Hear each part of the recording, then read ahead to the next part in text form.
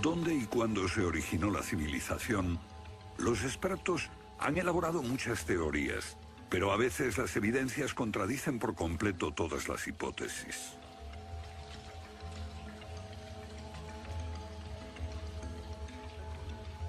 Bajo el suelo congelado de Siberia se han encontrado especies animales extinguidas por un repentino cataclismo global, como el mamut gigante. También se han descubierto mapas muy antiguos que muestran la Antártida siglos antes de que fuese descubierta. Este mapa tiene centenares de años y describe la auténtica configuración de la Tierra de la reina Maud, que está oculta bajo 1 kilómetro de hielos, y su configuración real no se conoció hasta 1949. Hace 100 años, un arqueólogo concluyó que la antigua ciudad de Tiahuanaco, en Bolivia, fue un observatorio estelar alineado con el Sol y las estrellas. Calculó que tendría 17.000 años. Su afirmación fue puesta en ridículo hasta hace poco tiempo. La única corrección que yo haría se debe a que ahora contamos con mejores mediciones, y sospecho que su antigüedad sería de unos 12.000 años. Tiahuanaco es la ciudad más antigua que conocemos en toda la Tierra.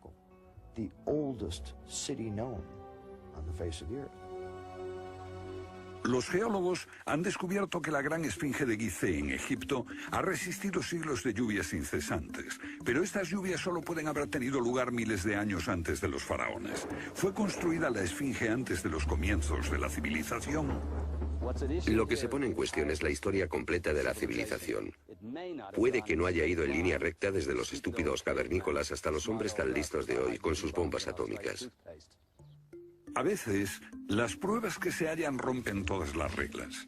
En este documental entrevistaremos a personas que están juzgando meticulosamente esas evidencias y elaboran nuevas teorías que pueden cambiar nuestra idea de la civilización humana. Esta enorme cara fue tallada por los antiguos olmecas de México. Se cree que tiene al menos 2.000 años y es inequívocamente africana. Sin embargo, se supone que los negros no llegaron a América hasta después de Colón. En su libro De la Atlántida a la Esfinge, el escritor Colin Wilson recoge indicios de lo que él y otros creen que son los rastros de una avanzada cultura anterior al comienzo de la historia.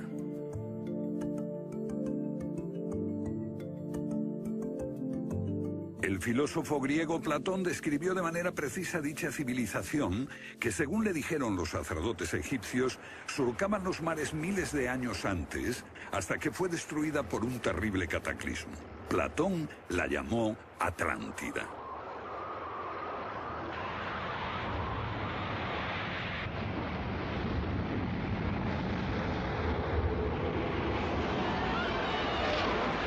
La Atlántida. Un terrible cataclismo. Sabemos de una catástrofe así por otro mito, el diluvio bíblico, Noé y su arca, un mito igualmente despreciado por los científicos.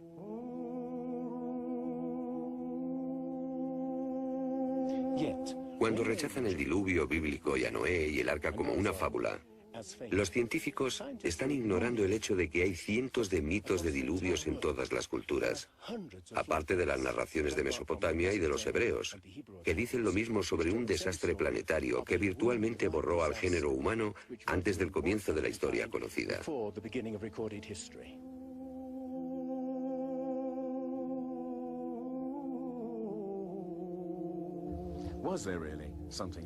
¿Hubo realmente algo parecido a un diluvio? Y si así fue, ¿existió una civilización anterior a todas las otras? Digo una civilización, y no la Atlántida. Porque en cuanto se menciona la Atlántida, el científico exclama, «Oh, no», y deja de escucharnos. ¿Pero es neutral la ciencia? ¿Lo es realmente cuando afirma «limítese a los hechos como punto de partida»?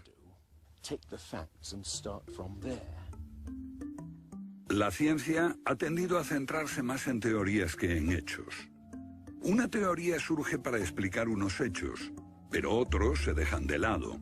Nuevas evidencias pueden cuestionar la teoría, pero con frecuencia también son ignoradas. Llamamos a estos hechos anomalías. Son evidencias que no encajan en la teoría. En su polémico libro Arqueología Prohibida, los científicos Thompson y Cremo muestran lo que ocurre cuando una evidencia contradice las teorías científicas. En los últimos 150 años, los arqueólogos y antropólogos han enterrado tantas evidencias como las que han desenterrado, literalmente.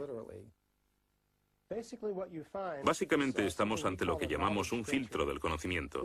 Este es un rasgo fundamental de la ciencia y de la naturaleza humana. La gente tiende a filtrar cosas que no convienen. Cuando los científicos ven que algo no se ajusta al paradigma aceptado, tienden a eliminarlo. No se enseña, no se discute, y la gente ni siquiera se entera de ello.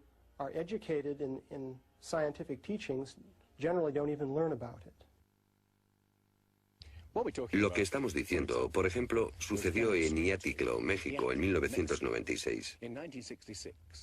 Cuando la arqueóloga Janestine McIntyre amenazó con echar abajo la teoría convencional de que el ser humano es relativamente nuevo en la Tierra, que llegó a Siberia hace unos 30.000 años y en América hace unos 20.000 años. En México, la arqueóloga Stine McIntyre descubrió herramientas de piedra y huesos humanos y los sometió a una batería de pruebas científicas. En 1966 pensamos que era un yacimiento antiguo y creímos que tendría unos 20.000 años. En aquella época se pensó que era demasiado tiempo. Cuando lo datamos mediante una batería de métodos supimos que tenía 250.000 años. Sinceramente, yo me hubiera sentido feliz con los 250.000 años. Fui ingenuo y pensé, bien, voy a dejar de pensar en las fechas. Tenemos la información. Hemos conseguido los hechos. Tomemos estos hechos y partamos de ahí. No me di cuenta de que arruinaría mi carrera por completo. Todas sus oportunidades profesionales se frustraron. El yacimiento fue cerrado. Los permisos para investigar denegados sistemáticamente. No obstante, más de 30 años después, unos arqueólogos descubrieron en Siberia vestigios de seres humanos de 300.000 años de antigüedad. Una fecha que de repente hizo que la datación de Jan McIntyre no pareciese tan improbable después de todo. No es necesariamente una conspiración deliberada. No decimos que se trate de personas reunidas en una habitación y diciendo, vamos a engañar a la gente. Es algo que ocurre automáticamente en la comunidad científica. Cuando una evidencia difiere de la teoría predominante, no se habla de ella, no se da información. Y eso significa que la ciencia deja de progresar de la forma en que uno desearía.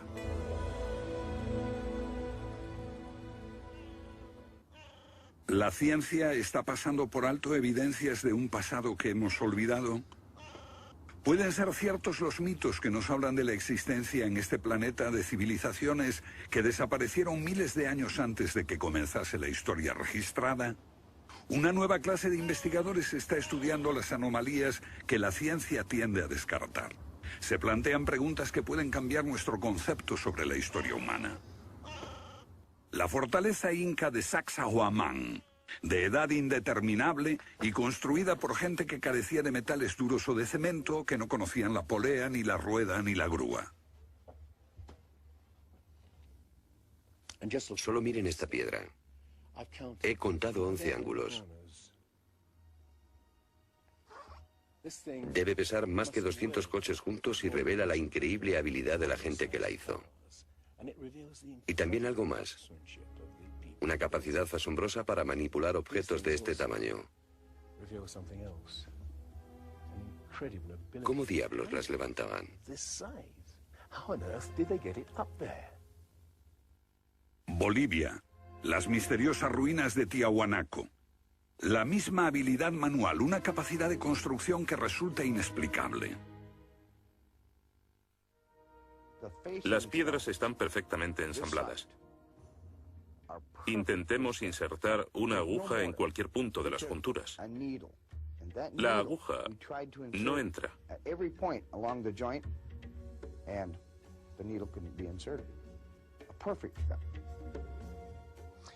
Cuando los conquistadores españoles le preguntaron a los incas si ellos habían construido Tiahuanaco, respondieron, no, no la construimos. Se hizo miles de años antes de que viviéramos nosotros. La evidencia muestra que fue erigida por una civilización avanzada.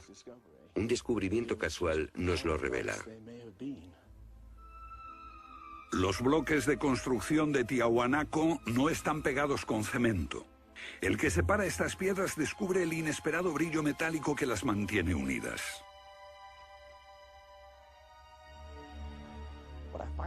Lo que encuentro asombroso es que para trasladarlas a cada uno de los lugares donde empleaban este material, ellos tenían que contar con una especie de planta de fundición móvil para licuar el metal.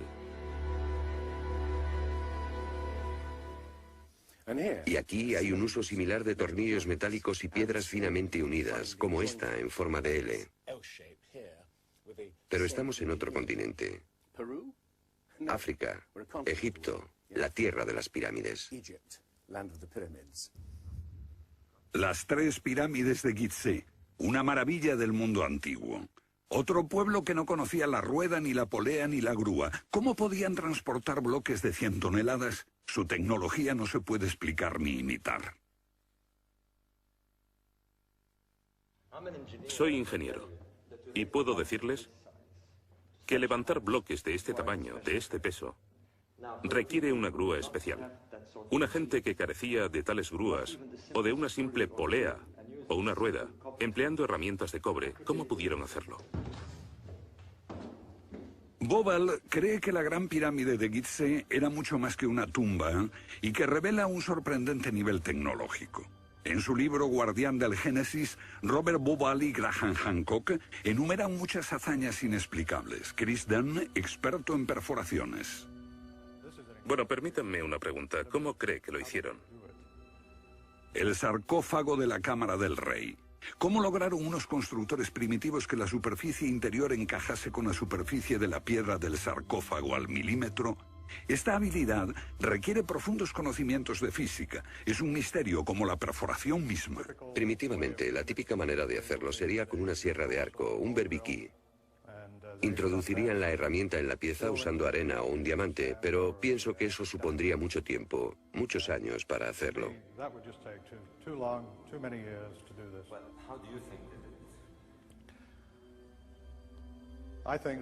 Creo que debieron haber usado herramientas más potentes.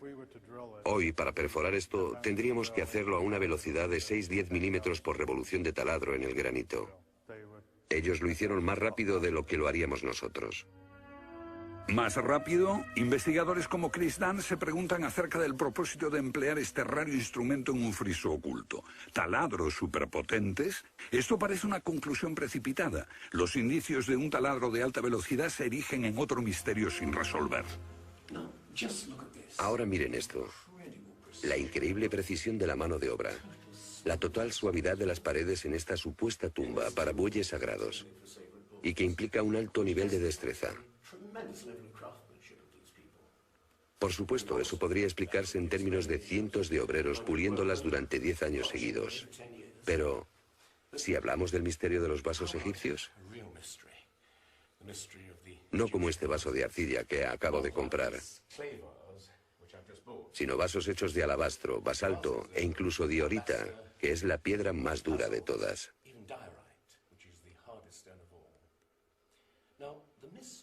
Es bastante fácil ver cómo se podría ahuecar taladrando directamente hacia adentro. Pero, ¿qué pasa con los ángulos? La tecnología moderna es incapaz de hacerlo.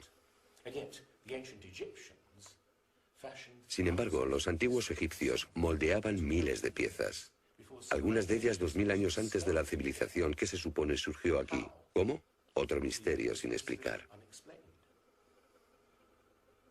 Inexplicable. ¿Cómo pudieron los constructores alinear sus gigantescas pirámides con los puntos cardinales tan impecablemente? En perfecta dirección este-oeste y norte-sur, con una exactitud no igualada por los modernos constructores. La Gran Pirámide parece ser un modelo matemático del hemisferio norte e incorpora el trascendental valor de pi, las veces que cabe el diámetro de un círculo en su circunferencia.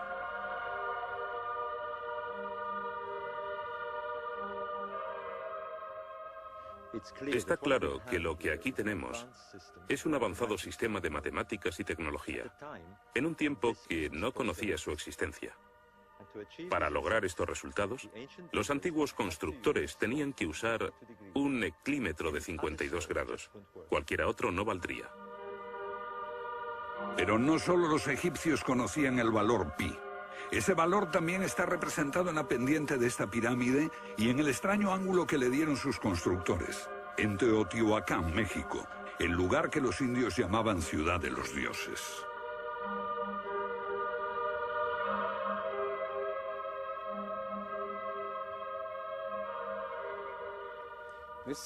En su época, esta ciudad fue más grande que la Roma imperial. Lo que pueden ver es una serie de estanques que llenaban de agua, cuya superficie lisa reflejaba los cielos y cuyas ondas podrían servir como anuncio de terremotos. Estos templos, en el lado opuesto, se cree que representan cuerpos celestiales. Una cosa está clara: todo el lugar parece tener una especie de obsesión con la astronomía y la eternidad.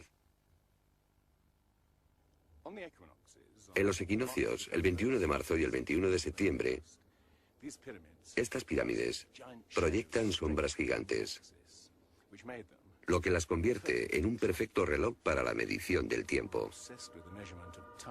Como si proviniesen de una fuente común, las antiguas civilizaciones de todo el mundo exhiben un sofisticado conocimiento de los cielos que todavía nadie ha explicado. Fascinación por el sol, las estrellas.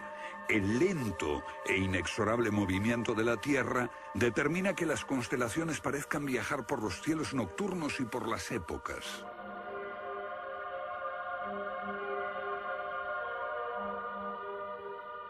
Según los estudiosos, los antiguos egipcios no tenían un gran conocimiento de la astronomía.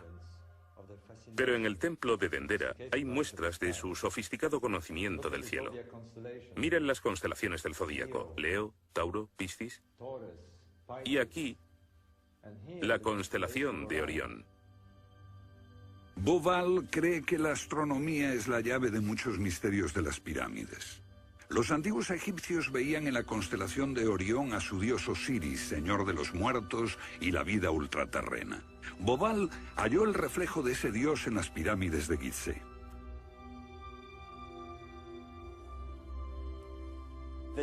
Esto es realmente un misterio. Pequeños canales de ventilación orientados hacia arriba. Para los egiptólogos no eran más que canales de ventilación, pero los astrónomos piensan distinto. Para el antiguo Egipto esto fue Rostau, la entrada al reino subterráneo, el reino del dios Osiris u Orión.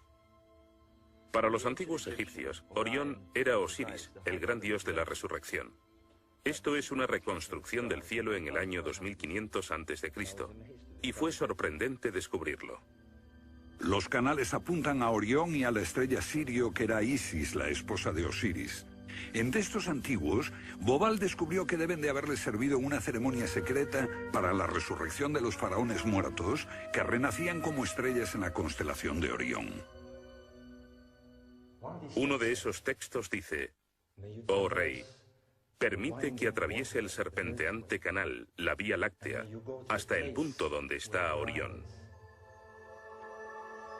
Bauval cree que Osiris tenía tal importancia que los constructores emplazaron las tres pirámides de Gizeh para que fueran un reflejo terrestre de las tres estrellas del cinturón de Orión. Esa correlación fue solo el comienzo. Bauval descubrió que los antiguos habían dado nombre de estrellas a otras dos pirámides próximas. Esto le hizo entrever un plan más amplio y quedó perplejo. La constelación de Orión, el dios Osiris, estaba en el cielo y en la tierra.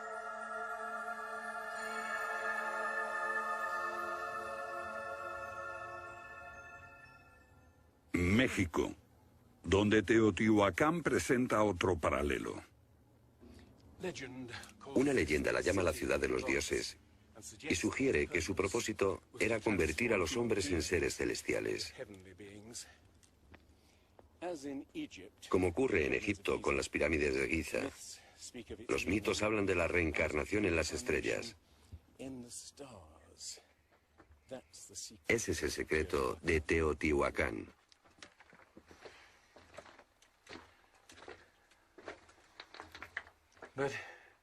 Pero esta pirámide presenta otro enigma mayor. Cuando se excavó por primera vez en 1906, se halló una enorme capa de mica. Ahora sabemos que la mica se usa como aislamiento eléctrico. No tenemos idea de para qué la utilizaban ellos. Lo que resulta aún más extraño es que la mica procede de Brasil. Imaginemos el problema de trasladar toda esta mica a más de 2000 kilómetros de distancia. ¿Cómo? ¿Con qué finalidad? No tenemos ni idea. Tiahuanaco, Bolivia. Otra cultura perdida revela la misma fascinación por el sol y las estrellas. Hace 100 años, el arqueólogo boliviano Poznański observó que en el primer día de primavera el sol salía exactamente por el centro del templo. Fue el inicio de un gran descubrimiento. Poznański descubrió que este templo era un observatorio, un gran reloj para medir la progresión del sol. Y podemos utilizar ese alineamiento astronómico para datar el lugar. Durante el año el sol sale cada día por un punto diferente del horizonte. El primer día de primavera un observador vería salir el sol exactamente en el centro. Estudiando el esquema de Poznański, dedujimos que en los primeros días de invierno o de verano el sol saldría por encima de las piedras angulares. Pero no fue así. Los arqueólogos actuales dicen que los constructores cometieron un error de cálculo. Después de observar la perfección con la que se construyó este sitio, con piedras de 100 toneladas, sugerir que los marcadores del solsticio están mal alineados me parece increíble. Neil Stide hizo una completa verificación de los cálculos de Poznański. Midiendo el ángulo de las piedras angulares y comparándolo con las posiciones actuales de salida del sol, Poznański calculó que Tiahuanaco fue construida hace 17.000 años. En ese tiempo, la inclinación del eje de la Tierra era ligeramente distinta de lo que es hoy en día y el sol habría salido directamente encima de las piedras angulares.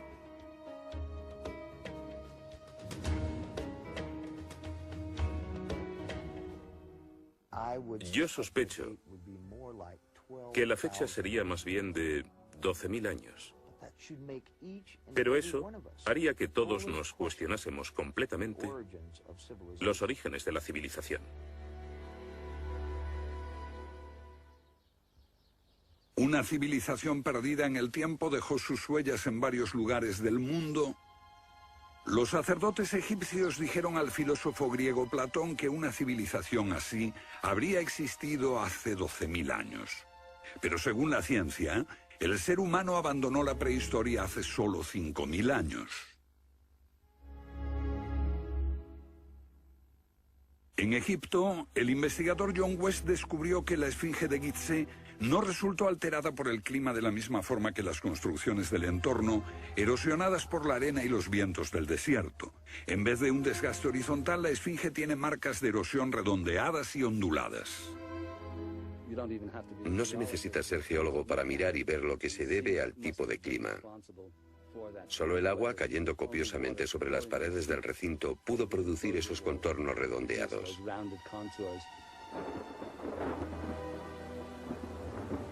¿Agua en el desierto del Sáhara? Ciertamente no en tiempos de los faraones. Para eso hay que trasladarse a finales de la era glaciar.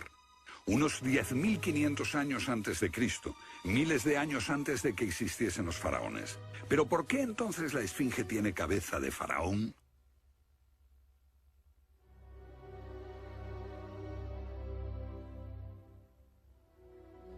La cabeza es desproporcionadamente pequeña. Desde el aire se ve que el cuerpo de la esfinge es largo y aplanado, y la cabeza casi se parece a la de un alfiler. Para nosotros, esto indica que ha sido tallada más de una vez. En otras palabras, la cabeza se rehizo en algún momento de su larga historia. John West cree que la esfinge era originalmente un enorme león que un desconocido grupo de escultores modeló en la roca antes del 10.500 a.C. Se comenzó a erosionar cuando el final de la era glaciar alteró el clima y causó lluvias que cayeron durante siglos. Solo miles de años después, un faraón habría tallado la cabeza con su propia imagen. ¿Tiene la esfinge más del doble de la antigüedad que creíamos? La teoría fue ridiculizada por los egiptólogos, pero los geólogos les respondieron que los hechos estaban allí. Más extraño aún, según Robert Bauval, la evidencia astronómica sugiere que las pirámides de Gizeh parecen revelar esa increíble antigüedad. La disposición de Gizeh coincidía misteriosamente con la posición de Orión en el año 10.500 a.C., cuando la esfinge miraba hacia Leo, su propia imagen en los cielos. La puesta de Orión en esa fecha distante se correspondía exactamente con las tres pequeñas pirámides, y existen muchos otros hechos difíciles de entender.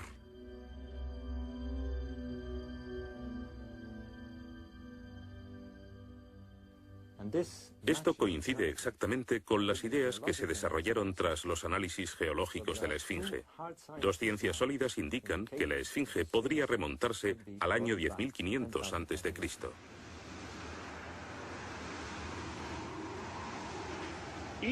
Egipto sufrió unos cambios muy dramáticos a finales del período glaciar, especialmente en torno al 10.500 a.C., cuando unas impresionantes inundaciones cubrieron el terreno de aluvión y acabaron con el valle del Nilo y con el delta en general.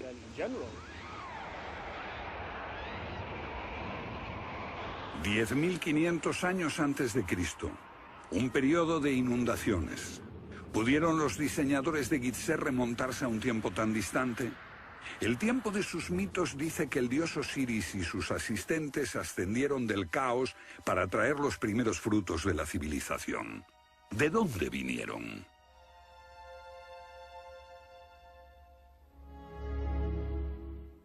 Un dios muy parecido fue el señor de la antigua Tiahuanaco en Bolivia.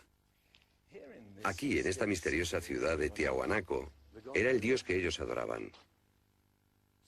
Alto, con barba, descrito como blanco, Viracocha llegó en tiempos de caos y destrucción, atravesando los mares para llevar a la raza humana una especie de renovación. El dios blanco Viracocha. En México conocido como Quetzalcóatl, que llegó con otros para traer los primeros frutos del conocimiento. Su símbolo está por todo Teotihuacán. La serpiente emplumada, símbolo del enigmático dios Quetzalcóatl que llegó desde el este después de tremendos cataclismos para traer la civilización a esta parte del mundo. ¿Pudieron dioses como Osiris, Viracocha y Quetzalcóatl haber sido personas reales que llegaron de muy lejos? ¿Eran supervivientes de un cataclismo que destruyó sus hogares y su civilización? Ahora la pregunta que nos hacemos es esta. ¿Existió una remota civilización, hasta ahora sin identificar, que llegó a Egipto, México y Sudamérica? ¿Y que dejó su impronta en un cuerpo de conocimientos, por difícil que sea de discernir? Tomados por separado, acepto que los datos aislados revelan poco, pero consideremos juntos todos esos elementos comunes.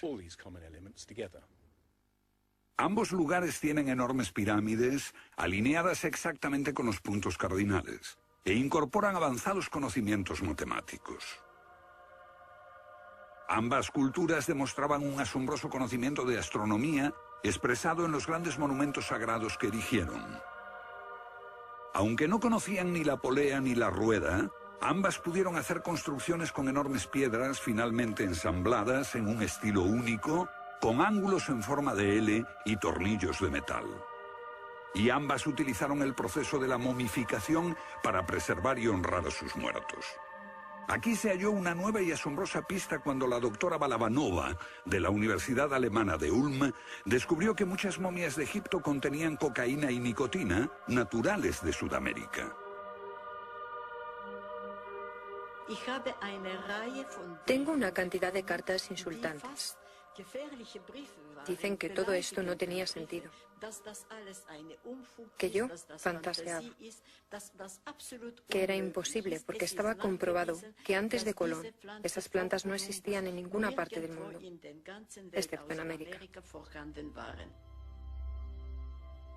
Pero su investigación se repitió con cientos de momias y no quedó lugar a dudas. En un pasado remoto, unos navegantes atravesaron el mar e influyeron en las culturas a ambos lados del Atlántico. La idea está sugerida incluso por lo que no está allí. México, la antigua cultura de los mayas. Los sacerdotes mayas tenían tablas para predecir los eclipses de sol y de luna. Pero hay algo muy extraño. No conocieron nunca el simple principio de la rueda. Podían visualizar la eternidad pensando en millones de años, pero jamás aprendieron a pesar un saco de grano. Esta compleja civilización murió finalmente porque no supo desarrollar métodos de agricultura para alimentarse. Lo que estoy sugiriendo es... ¿puede que ellos heredaran una parte específica de su conocimiento de una civilización anterior, mucho más sabia? Un contacto. A veces la evidencia está ahí para que la veamos todos. Los antiguos olmecas en México pusieron a sus soberanos caras africanas. ¿Qué les parece esta? Tallada por esos mismos olmecas. Es genéticamente imposible que un indio tenga barba, pero aquí está la cara de un blanco caucasiano, esculpida 2000 años antes de que los españoles llegaran al Nuevo Mundo.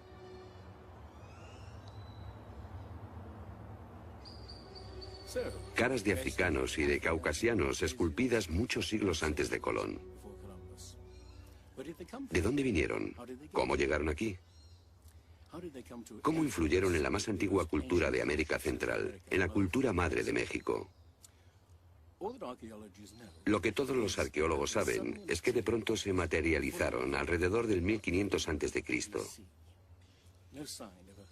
Esta gente, cuya expresión característica era la de esculpir enormes caras de piedra, cabezas de caucasianos y africanos que parecen haber salido, no se sabe de dónde.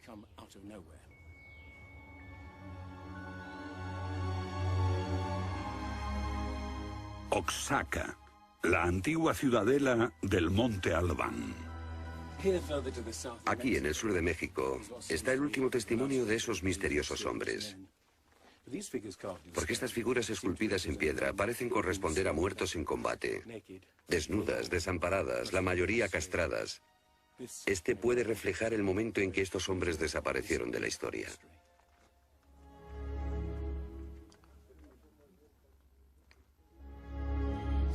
Entonces, ¿hubo una compleja civilización de navegantes que cruzó el Atlántico siglos antes de Colón?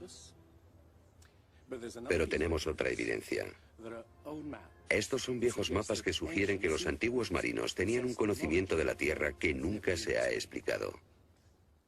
Un puzzle para los científicos de este siglo.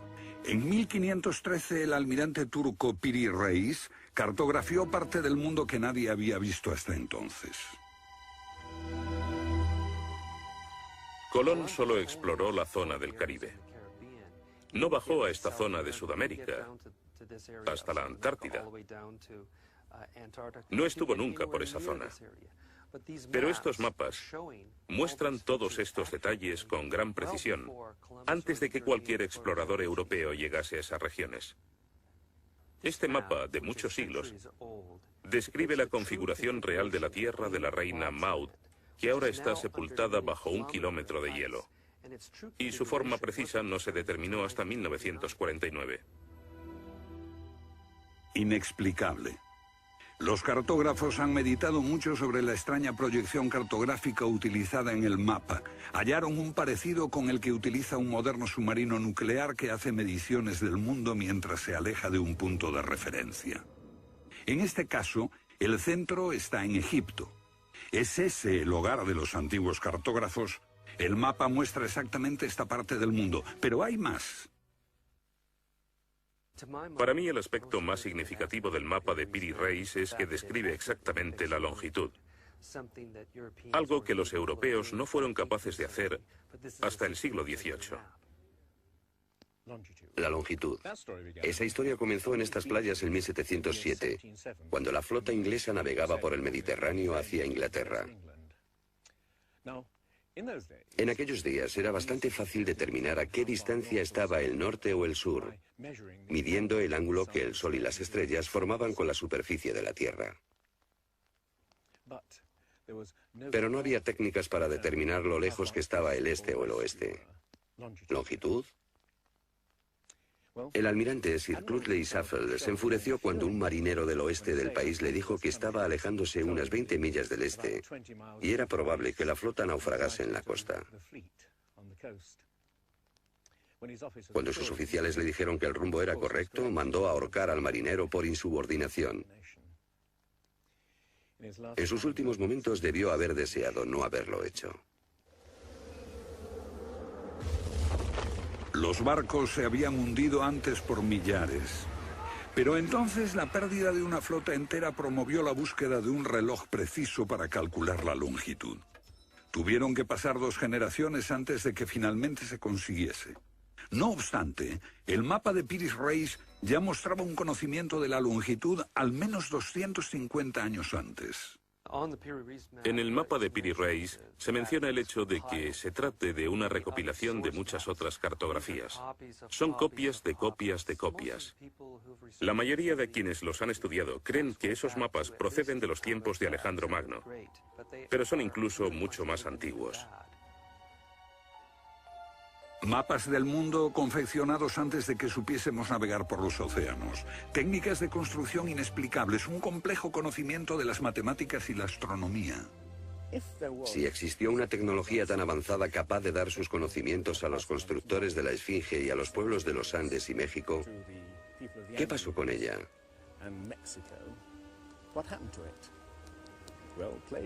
Platón dice que existió esa civilización avanzada tecnológicamente y capaz de surcar los océanos del mundo, la Atlántida, situada en una enorme isla-continente. Rechazando una civilización perdida, la ciencia niega también la idea de una catástrofe global que la destruyó. Pero Platón y la Biblia no son las únicas evidencias. El Popol Vuh, libro sagrado de los mayas, habla de enormes marejadas e inundaciones que azotaron el mundo durante meses. Una lluvia fría y negra indescriptible y granizo. Los antiguos hablaban de tiempos de caos, de inundaciones y oscuridad de los cuales emergieron los dioses para dar forma a la tierra de Egipto.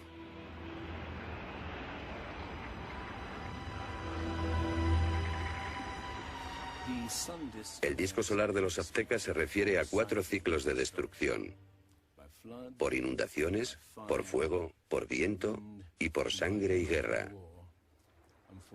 Y prevé el fin del mundo por un enorme cataclismo surgido de las entrañas de la tierra.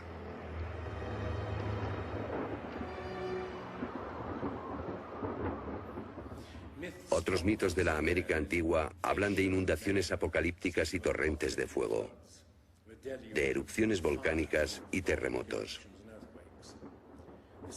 Un pasado que no podemos recordar ni olvidar.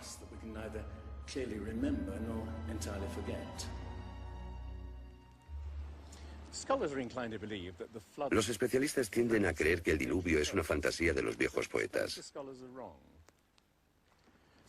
Pero supongamos que los expertos se equivocan. Supongamos que una serie de terribles catástrofes naturales redujeron a nuestros ancestros a pequeños grupos que vivieron apartados y se esparcieron por todo el mundo. Lo que buscamos es una época que coincida perfectamente con los mitos, igual que el zapato encaja en el pie de Cenicienta. Una pista. La fosa de Alquitrán en La Brea, California. Una inmensa sepultura de millones de animales que hoy se ha convertido en atracción turística. Bajo la superficie está el campo de petróleo del lago Salado. El asfalto brota por las grietas y fisuras como un papel cazamoscas y atrapa a los animales. Y encontramos aquí una increíble colección de especies atrapadas en los últimos 40.000 años.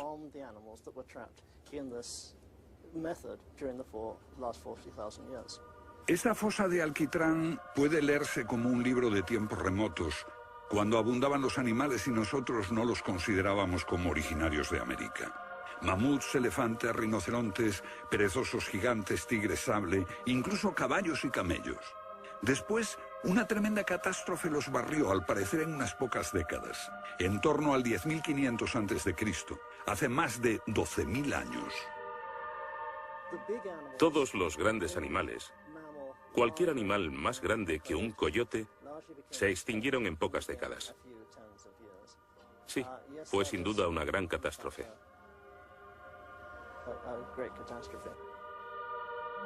Un registro de la catástrofe. El fin de la era glaciar. En el 10.500 a.C., hace más de 12.000 años. Temperaturas que habían permanecido relativamente estables durante miles de años de pronto se elevaron. Un aumento de temperatura de más de 5 grados en un abrir y cerrar de ojos. Solo entre 3 a 10 años. Se trata del asombroso descubrimiento de unos científicos que perforaron la capa de hielo en Groenlandia para investigar los cambios en la atmósfera. El hielo de Groenlandia ha sido llamado por algunas personas la piedra roseta del clima, porque ver que el clima puede cambiar tan rápidamente es un enorme descubrimiento. Y este cambio ocurrió en un periodo de entre 3 años y una década. Hemos observado cambios espectaculares en la química de la Tierra. Y descubrimos que en un periodo en el que las placas de hielo estaban empezando a derretirse, es cuando tenemos más señales de sedimentos volcánicos y de mayor magnitud, mayores concentraciones que en cualquier otro periodo en los últimos 110.000 años.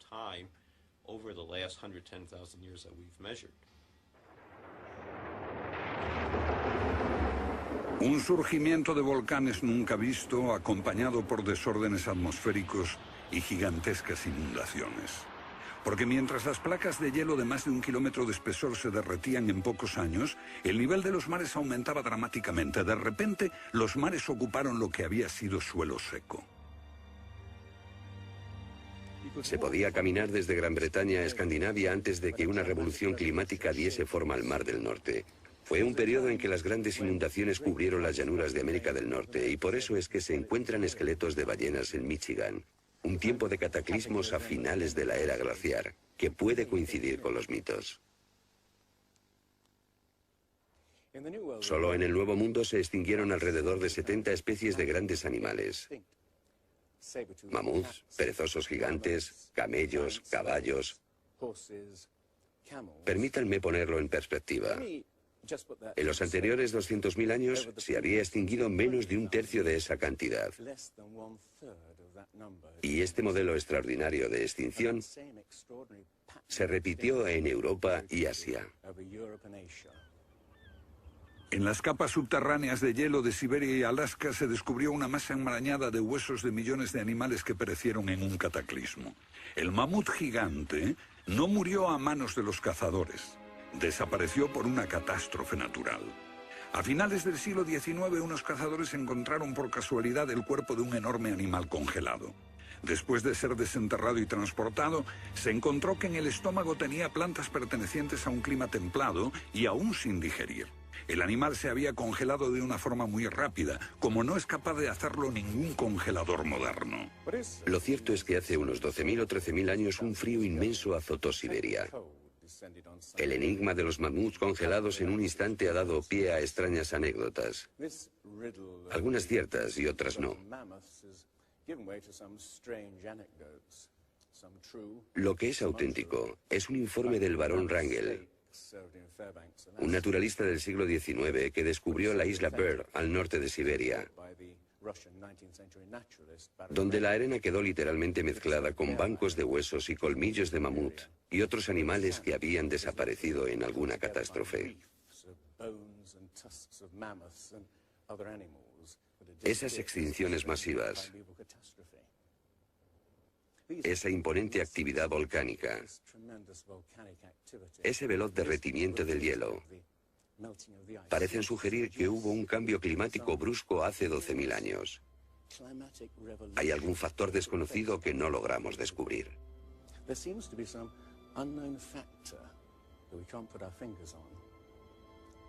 El fin de la era glaciar. ¿Qué provocó esa revolución? He aquí la gran cuestión. ¿Qué causó el cataclismo? Una de las mejores ideas la ha planteado Charles Hapgood. Él sugiere un desplazamiento repentino de la corteza terrestre. Toda la corteza de la Tierra es solo un tercio de un 1% de la masa terrestre. Como la piel de una naranja, si se suelta, se mueve. Más fina que una cáscara de huevo, la corteza de la Tierra queda apoyada en un interior líquido. La teoría imperante sobre la corteza terrestre es la de las placas tectónicas. Los continentes se separan lentamente durante cientos de millones de años. Aunque la ciencia rechazó esa teoría durante más de medio siglo, ahora niega también la idea de que la corteza pudo moverse en su conjunto y repentinamente. Pero un científico quedó hipnotizado por la idea. Se llamaba Albert Einstein.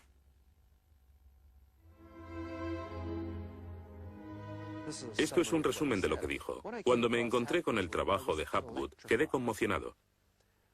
Se trataba de una idea simple, pero que podría explicar una serie enorme de problemas. Hapgood tenía esa teoría. La cuestión era cuál fue el mecanismo que puso en movimiento el gigantesco conjunto. Y fue Einstein quien planteó una sugerencia. La enorme cantidad de hielo que rodea a los polos puede tener 3 kilómetros de espesor. Esos incontables miles de millones de toneladas de hielo, si se formaran de un modo desproporcionado, harían que toda la Tierra se sacudiese como una rueda, con un enorme peso colocado en su borde. Esta vibración bastaría para hacer que la corteza de la Tierra se moviese súbitamente. Hace 55.000 años el Polo Norte estaba cerca de Europa, pero de pronto se desplazó hacia la bahía de Hudson, en Canadá. Y en torno al año 12.500 a.C. se volvió a mover casi 2.000 millas hasta donde está actualmente. O es mejor decir que las tierras y los mares atravesaron el polo, impulsados por un repentino desplazamiento de la corteza terrestre. De ser así, esta es una de las cosas que habían ocurrido al final de la era glaciar. El desplazamiento impulsó a América fuera de la zona polar. El mar en el norte se congeló con una fina capa de solo unos metros de espesor. La inmensa vieja capa de hielo de Norteamérica, con más de 1,5 kilómetros de grosor, se derritió rápidamente en pocos años. Ahora, lo que es muy interesante de la teoría de Hapgood y Einstein es que también explica bastante bien algunos otros mitos, independientemente del diluvio. Hay mitos sobre tremendos terremotos, catástrofes volcánicas, lluvias negras cayendo del cielo, congelación repentina, congelación del suelo. Y podemos ver que un ejemplo de esto es precisamente lo que pudo pasar si la corteza terrestre se desplazó. Con bastante rapidez, las áreas que antes habían estado congeladas pasarían a ser zonas cálidas, y así se explicarían hechos como el rápido congelamiento de los mamuts en Siberia. Si el desplazamiento de la corteza terrestre causó el diluvio que aniquiló una civilización, ¿dónde estaba esa civilización? Algunos investigadores creen haberla hallado en la isla griega de Santorini, que fue devastada por una terrible erupción, o en la antigua Troya, o en la isla alemana de Heligoland, casi arrastrada hacia el Mar del Norte. Pero no se ha encontrado nada. Y es precisamente este problema lo que ha hecho descartar la Atlántida de Platón como una propuesta seria. Veamos. Los oceanógrafos han cartografiado los suelos oceánicos y sencillamente no hay ningún continente perdido. ¿O sí? Platón describe la Atlántida como una vasta isla-continente con montañas, situada en medio del océano. Y el océano, por supuesto, es el océano que rodea toda la Tierra. Fue más tarde que comenzamos a dividir el océano en diferentes partes, llamándolo Atlántico, Pacífico, etc. En realidad el mundo tiene un solo océano. Y los mitos de todo el mundo son muy explícitos acerca de lo que pasa. El Zen-Avesta de la literatura védica describe que esa isla no solo se destruyó tras un diluvio, sino que está cubierta por nieve y hielo. De modo que estamos buscando una isla cubierta de nieve en medio del océano, y una gran candidata para este papel es la Antártida. Si el Polo Norte se desplazó, también debió hacerlo el Polo Sur. Flennat cree que hace 12.000 años una parte de la Antártida permanecía en zonas templadas y pudo haber albergado una civilización que desapareció cuando el continente se convirtió en el Polo Sur. Esa es la explicación que él encuentra en los mapas que muestran partes de la Antártida que están debajo del hielo. El almirante turco Piri Reis demuestra un conocimiento de la Antártida que no debería de tener. Tras examinarlos, especialistas en cartografía de la Armada y de las Fuerzas Aéreas nos dicen: hemos hecho comparaciones de picos salientes y de montañas. Hemos descubierto que coinciden de forma asombrosa. Lo que debemos enfatizar es que no estamos hablando de un mapa, el mapa de Piri Reis, que podría cuestionarse. Estamos hablando literalmente de docenas de mapas. Por ejemplo, el mapa Phineus de la Antártida es sumamente preciso en cuanto a la configuración, mostrando sistemas fluviales que existieron allí, pero que no se conocían en el siglo XVI. La Antártida no fue descubierta hasta cerca del año 1800. Entonces, ¿cómo pudieron los cartógrafos europeos representarla? Solo, cree Flenaz, si ellos la copiaron de copias de otras copias de mapas que se remontan milenios atrás. Hace solo unos 25 años supimos que bajo la capa de la Antártida existían unas islas, un continente bajo un océano helado. Sin embargo, esa información ya estaba aquí, en este mapa. Estas islas de aquí corresponden a este área, y el modelo de nevadas aquí es muy intenso. Nada aquí. Estas islas debajo de este punto se podrían haber unido entre ellas antes de unirse a la tierra firme. Así, lo que se describe aquí es algo que yo creo que verdaderamente ocurrió en torno al 8000 a.C. Puede que en el 6000 a.C. a lo sumo. No hay forma de saber cómo lo consiguieron, a menos que postulemos la existencia de una civilización con habilidades para la navegación y la confección de mapas que solo se reinventaron en nuestro tiempo.